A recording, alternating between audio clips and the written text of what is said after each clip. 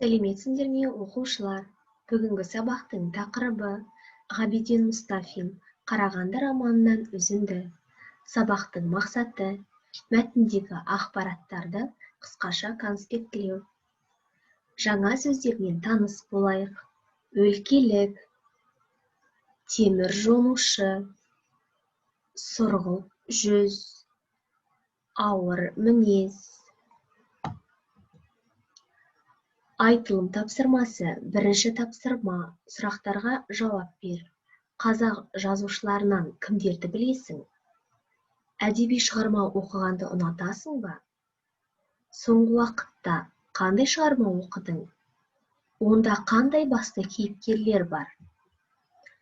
Дескриптор. Сұрақтарға жауап береді 1 балл. Төл дыбыстарды дұрыс айтады 1 балл. 9-10 сабақтар. 3-ші тапсырма. Ғабиден Мұстафин қоғам қайраткері, Қазақстанның халық жазушысы. Ол қазіргі Қарағанды облысының Бұқар Жырау ауданында дүниеге келген. Ауыл молдасынан ескіше сауат ашқан. 14 жасында орыс қазақ мектебін бітірген. 1925 жылы Қызылордаға оқуға түсуге келеді. Бірақ түсе алмай, өлкелік сотта іс қағаздарын тіркеуші болып істейді. 1933-1938 жылдары Қарағанды қаласындағы шахтада темір жонушы болып жұмыс істейді.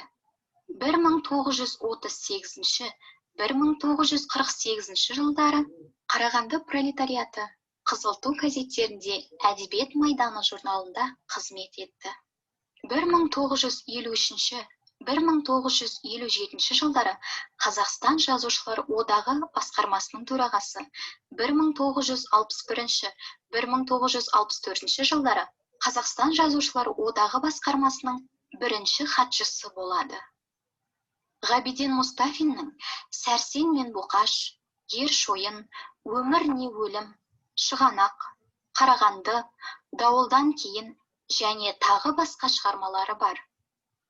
Жазушының кітаптары әлем халықтарының тілдеріне аударылған. Алматы, Астана, Қарағанды қалаларында жазушының атында көше бар. Қарағанды қаласындағы нөмірі 83 орта мектеп пен Бұқар Жырау ауданындағы бұрынғы Березники ауылына жазушының есімі берілген. 2002 жылы Қарағанды облысында Ғабиден Мұстафиннің 100 жылдық мерейтойы аталып өтіп, Токаревка кенті Ғабиден Мұстафин кенті болып өзгертілді.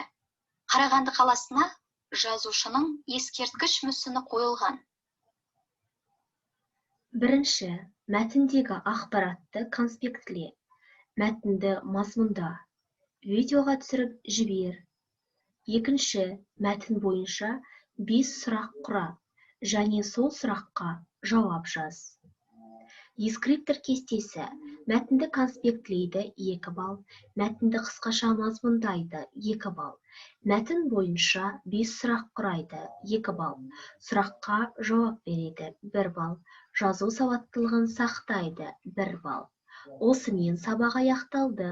Сау болыңдар оқушылар.